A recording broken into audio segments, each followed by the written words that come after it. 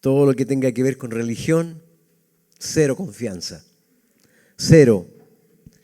Nadie puede confiar menos hoy día, menos que nunca. Si alguien quiere confiar en la religión, out. No se puede, porque es muy engañosa. Porque ustedes pueden ver, la gente hoy día está tratando de hacer un alto y celebrar la Semana Santa. Ni siquiera en la semana, viernes, sábado y domingo apenas. Pero hablan de la semana, hablan de hacer esto, esto otro, dejar de hacer esto otro. Y aunque antes, 100 años atrás, era mucho más rígido, hoy día todavía por lo menos la gente dice, esta es la semana, en esta semana no se come carne, se paga lo que sea por el ramito, hay que bendecir el ramo como sea, hay que ir al culto, hay que ir a la misa como sea, porque este es el día. Pero eso es súper engañoso. Recuerdo que cuando nos tocaba en esta fecha, estábamos en Temuco predicando y una de las cosas que queríamos dejarle a la gente en la calle con una pancarta, pero no solamente con una pancarta, sino con una consigna gritada. Entonces estábamos gritando por las calles principales, Jesucristo reclama más que una semana. Jesucristo reclama más que una semana. Y eso es, esta sociedad tiene que saber que no se trata de una semana, que no se trata de una fecha, que no es que en esta fecha entonces sí y después todo pasó. La sociedad de hoy es igual, muy parecida a la de otros tiempos. En el mismo tiempo, por ejemplo, en que Jesús se aparece en la tierra, no era muy distinto. Una semana estaban todos gritando, celebrando, aplaudiendo, tirando palmas en las calles, poco menos que poniéndole alfombra roja al Señor para que entrara a Jerusalén. Y a la siguiente semana solamente, los mismos estaban gritando, crucifíquenlo, crucifíquenlo, crucifíquenlo. Eran los mismos, no eran otros. Los que estaban aplaudiendo, diciendo, se pasó, cómo sanó al ciego. Qué increíble cómo le dio la voz al mudo y levantó al paralítico. Esos mismos eran los que después, días apenas, lo estaban crucificando. Quiero compartir con ustedes que en esta mesa que vamos a celebrar hoy día, que cada cierto tiempo somos invitados a participar, esta mesa no es un rito más de tantos ritos, no tiene nada que ver con religión. En esta mesa hay tres grandes promesas. Tres promesas marcadas que uno tiene que tenerlas presentes si realmente entiende. Porque como alguien dijo por ahí, si no, no entiende nada. O entiende o no entiende nada. Pero no hay más alternativa. ¿Ok?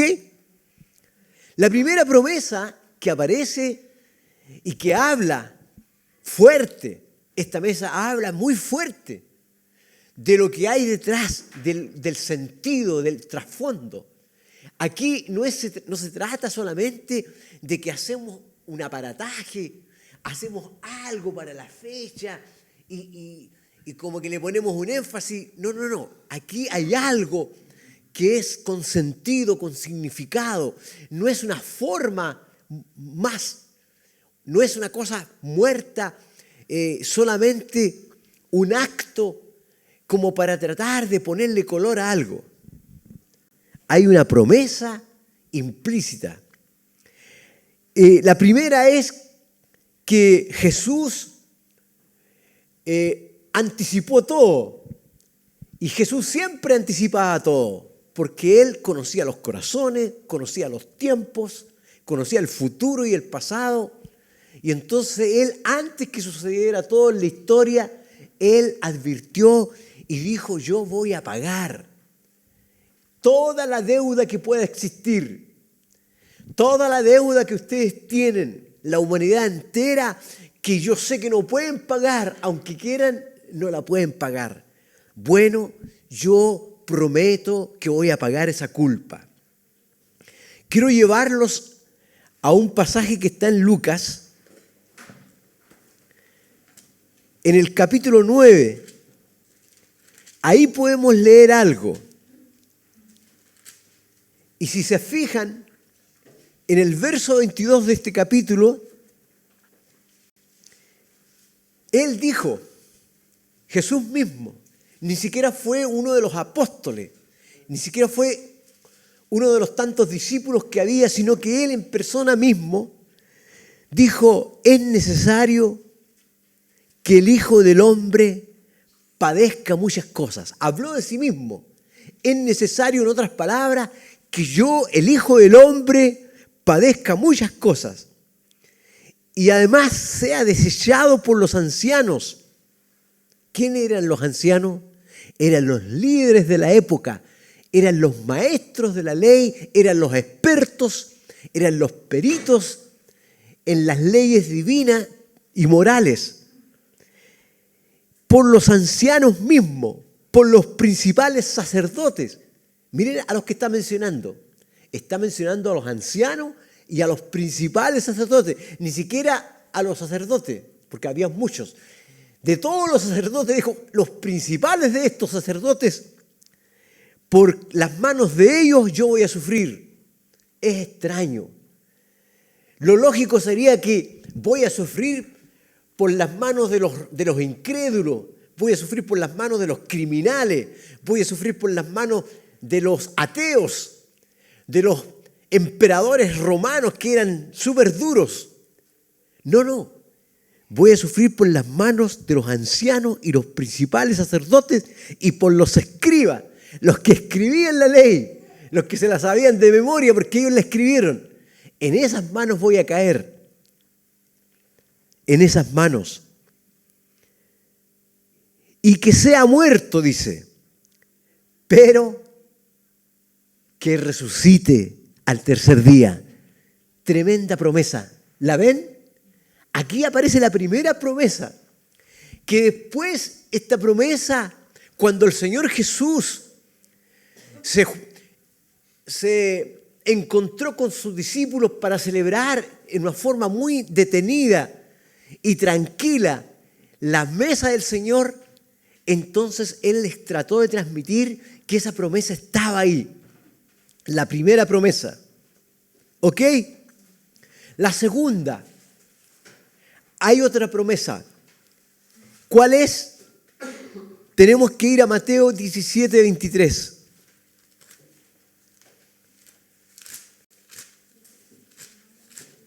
¿Qué dice este verso? Y le matarán, mas al tercer día resucitará. Y ellos se entristecieron en gran manera.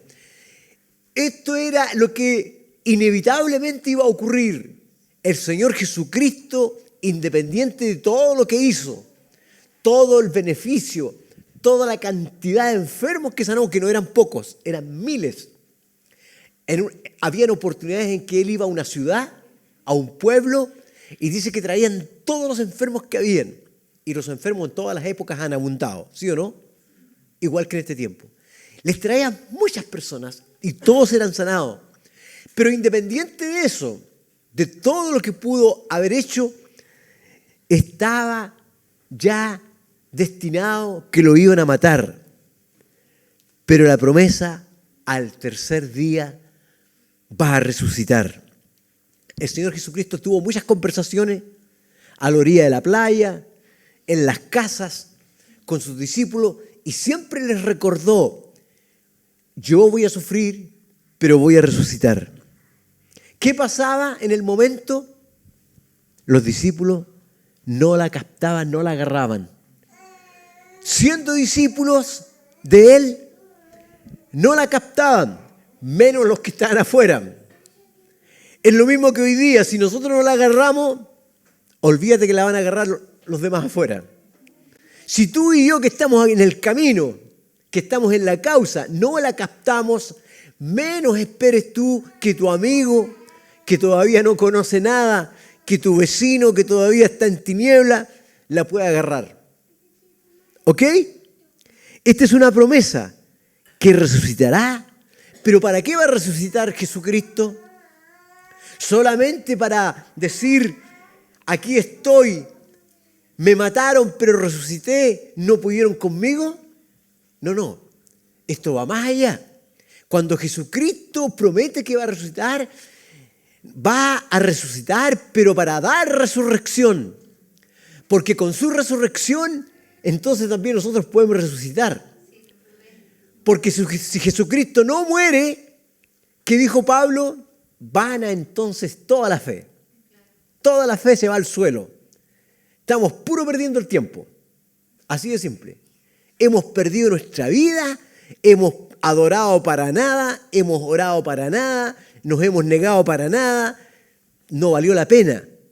Si Jesucristo no solamente tiene que morir, porque Él podría haber muerto solamente y ya, ok, les perdoné los pecados con mi muerte, derramé mi sangre y como derramé mi sangre están limpios de toda culpa, pero hasta ahí queda todo. Quédense tranquilos porque ya fueron perdonados y claro, uno puede ser perdonado, pero no hay vida eterna, no hay resurrección, no hay más allá, no hay nueva vida en el futuro. Jesucristo completó todo. No solamente se quedó en dar la vida y morir en la cruz y todo se termina ahí, sino que resucitó para resucitar. Resucitó para que tú y yo tengamos esperanza que también un día, también vamos a resucitar. Eso es extraordinario, una promesa fiel. Tercera promesa, que Él volverá. Miren, por favor, Juan 14. ¿Qué dice? En el verso 2. En la casa, dijo Jesús, otra vez el mismo en persona. Él, en la casa de mi Padre, muchas moradas hay. Si así no fuera, yo os lo hubiera dicho. En otras palabras, Jesús está diciendo, ¿ustedes creen que yo les voy a mentir? ¿Ustedes creen que yo les voy a decir una cosa por otra? Yo no voy a decir una cosa que no se va a cumplir. Yo no voy a estar aquí jugando con sus sentimientos. Si así fuera, yo os lo hubiera dicho. No tengo la intención de engañarlos, no tengo la intención de ilusionarlos solamente. No, es una promesa. Es una promesa. Ustedes puede que fallen a las promesas que hacen, pero yo no, dijo Jesús. Ustedes están acostumbrados a prometer y no cumplir, pero olvídense, yo no soy así como ustedes. ¿Ok? En la casa de mi Padre muchas moradas hay. Si así no fuera, yo, ténganlo por seguro, que lo hubiera dicho. Voy pues, o por lo tanto, ¿sí? Voy pues a preparar lugar para vosotros. Voy a eso. Voy a resucitar, voy a regresar a la diestra de mi Padre, pero voy a hacer algo concreto. Voy a preparar lugar para todos ustedes. Ténganlo por seguro. Crean esto, por favor. Y si me fuere y os prepararé lugar, vendré otra vez. Claro, por supuesto. No voy a ir a preparar lugar y me quedo allá. Tengo que venir a buscarlos. Sino, ¿para qué voy a preparar todo? ¿Para qué tremendo esfuerzo? Tengo que volver a buscarlos porque yo quiero que estén donde yo voy a estar por la eternidad, por siempre. ¿Está claro o no? ¿Se entiende? Claro que sí. Vendré y os tomaré a mí mismo para que donde yo estoy, vosotros también estéis. Esta es la tercera promesa que está aquí para que nosotros podamos recordarla hoy día nuevamente. Hermanos, el pan y el vino. Nosotros no creemos como la religión cree. La religión cree que el pan y el vino, justamente en esta fecha, se transforma en el cuerpo y la sangre de Cristo, como una transustanciación, una doctrina que está ahí en la religión misma. Nosotros no creemos eso, pero sí creemos que aquí hay un tremendo significado espiritual. Sí creemos que aquí hay un tremendo misterio de Dios, que este pan significa algo y esta copa significan y simbolizan algo extraordinario, algo con mucho peso. Creemos que tienen un significado trascendente, que representan a Jesucristo golpeado, su cuerpo traspasado, su sangre derramada hasta la última gota, simplemente por nosotros. Su sangre se derrama para limpiar toda conciencia y de toda culpa, hasta de la más grande, porque algunos pensarán, no, es que esta es muy grande. Toda culpa es limpiada por mi sangre, dijo Jesús. Entonces, hermano, por un lado, nosotros recordamos aquí, en esta mesa, el sacrificio de Jesús. Por un lado, su sacrificio, todo lo que le costó, que no fue fácil y que no fue gratis, fue el más grande de los sufrimientos. Jesucristo, no existe una persona que haya sido torturada, porque las torturas son terribles, y obviamente que es como inimaginable el dolor que una persona que ha sido torturada en la guerra, como prisionero, en algún lado, en la historia, es inimaginable el sufrimiento. Pero déjenme decirles que Jesucristo sufrió más de todo lo que una persona pudo haber sufrido.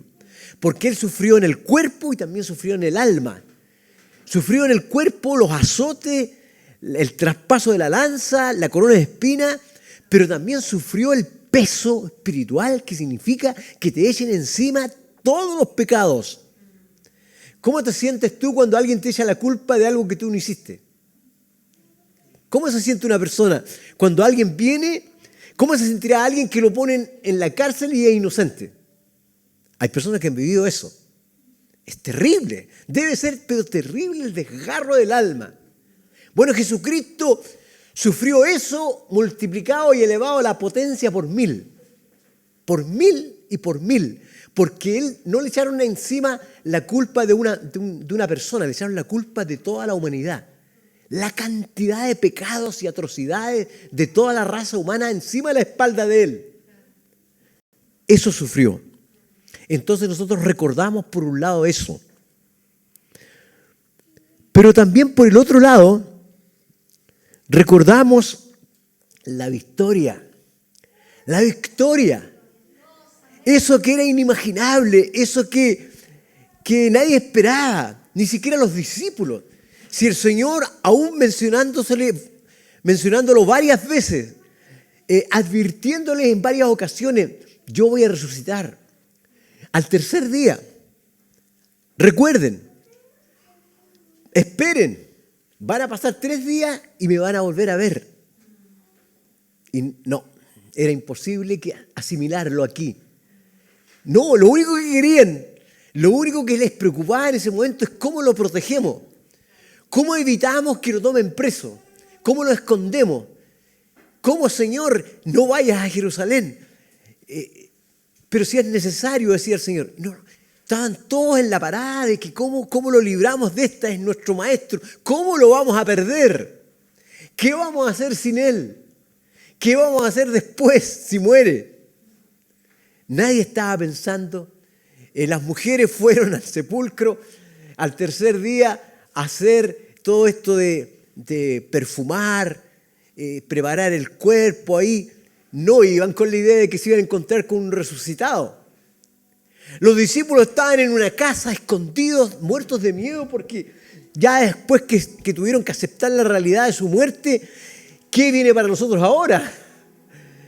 Nosotros también nos van a encontrar, nos van a perseguir porque somos sus seguidores. Estaban escondidos y de repente, en el momento menos pensado, se traspasan las murallas y aparece Jesucristo en persona. Y a la primera nadie creyó. Hubo uno que tuvo que tocarlo para recién empezar a creer. Jesucristo tuvo la gran victoria. Jesucristo, hermano, ¿qué es lo que hace? Le quita las llaves del reino al príncipe de este mundo, a Satanás mismo. Cuando estaban celebrando la victoria, todos los demonios bailando, cuando estaban en toda esa tremenda emoción efervescente de cómo se sentirían los demonios después de haber derrotado al líder más peligroso, al que confrontaba, al que decía la verdad y la verdad desnudaba a todo el mundo, grandes y pequeños, al que hacía cosas que nadie podía hacer, al que hablaba como nadie podía hablar, que hasta los niños le ponían atención. Entonces ellos, celebrando la muerte, por fin lo logramos, aparece Él resucitado para traer toda la victoria. Gloria al Señor. Pero también, hermano, en esta mesa recordamos algo, lo que Él dijo finalmente: volveré, voy y vuelvo. Esperen porque voy y vuelvo. Y aunque hayan pasado siglos, la promesa sigue en pie. Volveré y volveré. No voy a volver. Ojo con esto, hermanos queridos, pongan atención aquí, porque Jesús no dijo nunca: voy a volver para hacer otro intento. Voy a volver porque cuando vuelva, a ver si ahora me creen.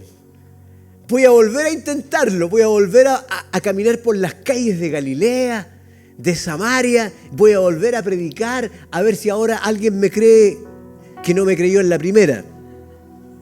No, Él no va a volver a hacer ningún otro intento. Él va a volver a reinar, va a volver como majestad, como rey de reyes.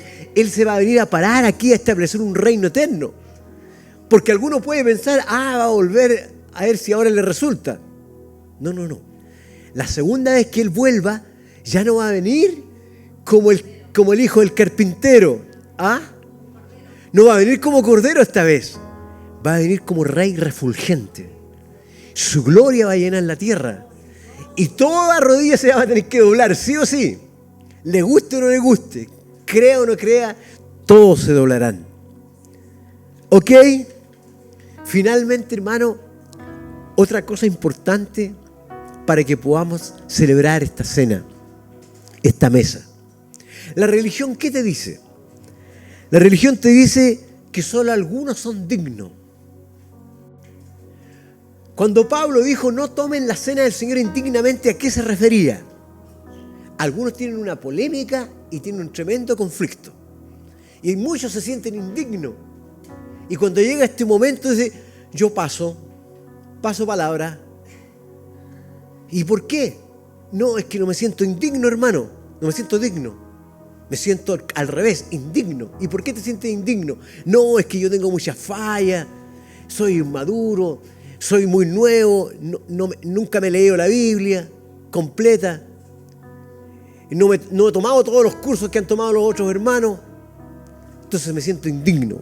Cuando Pablo habla de eso, no se refiere a categorías, no se refiere a esos requisitos, no se refiere a las imperfecciones nuestras, se refiere a que la gente no entendía por qué lo hacía, no entendía el sacrificio de Cristo, no entendía su amor, no entendía el que pagó la culpa que nosotros no podíamos pagar, que no entendían que Él iba a resucitar para darnos resurrección, no entendían que con su sacrificio lo hizo todo y que Él prometió volver. Entonces, cuando uno viene a esta mesa, uno tiene que venir consciente, entendiendo qué hizo Jesús, que pagó por mí, que sufrió por mí, que yo no podía, pero Él lo hizo, y que su sangre me limpia, que está vigente. Y también cuando vengo a esta mesa, tengo que entender que Jesús va a volver. Es más, en 1 Corintios 11, 26 dice: cuando tomen esta mesa, ustedes anuncian, otra vez anuncian que Jesús volverá. Y entonces tenemos que decirle al mundo cada vez que celebramos la mesa del Señor: señores, recuerden que Jesús volverá. Lo crean o no, va a volver. Recuerden que Él va a volver. Así es que necesitan entender eso. Es mejor que lo entiendan. Jesús volverá. Es mejor para ustedes que lo crean, porque ese día llegará. Ese día llegará. Llegará. Como llegó cuando el día que fue anunciado que Él nacería. Aunque habían pasado siglos y siglos de su anuncio, ese día se cumplió. El día de su muerte también se cumplió. Y el día de la resurrección también. ¿Acaso el día de su regreso no se va a cumplir? Claro que sí. Se va a cumplir tal como Él lo dijo. Porque nadie más lo prometió. Porque no fue ningún otro gobernante, ni emperador, ni rey. Fue Jesús mismo en persona. Yo volveré. Gloria al Señor. Así es que no tiene que ver con el tiempo de que lo conozco. No tiene que ver que, es que yo llevo una semana, un mes, 7 meses, apenas un año, y los otros hermanos llevan 15 años. No tiene que ver con el tiempo. No tiene que ver con las imperfecciones que tengo en las que estoy trabajando. No tiene que ver con eso. Sino en creer y en querer seguirlo. En eso tiene que ver, que yo quiero seguirlo. Me cuesta, pero sigo un paso a la vez. Estoy caminando, estoy esforzándome, estoy siguiéndolo, lo estoy mirando. No quiero quitarle la vista de sus ojos. Estoy aquí dispuesto para que Él me transforme mes a mes. Tiene que ver con que yo creo que Él me puede fortalecer día a día. Que recibo su gracia para seguir creciendo. De eso se trata esta cena, hermanos queridos. Así que nadie tiene que sentirse indigno. Uno es indigno cuando uno no entiende, y hay gente que viene, decía Pablo, y vienen a tomar la cena del Señor y no saben qué es lo que hacen. Salen para afuera y le preguntan: ¿y qué hiciste? ¿Y en qué participaste? No sé, me pasaron un pancito, una copita de vino y me la tomé. Estaba rico el pan y listo, se acabó. Eso es todo. Así le pasa a miles de personas. Se ponen en la fila y el pastor o el sacerdote le da la Eucaristía, la Santa Cena, y no cachan nada. Nada. Y se van, y fue una semana nomás. Pasó la semana, ya, ahora chip libre. Se acabó. Hasta el otro año, nos vemos. Se trata de entender su amor, su misericordia. Hay una canción que vamos a escuchar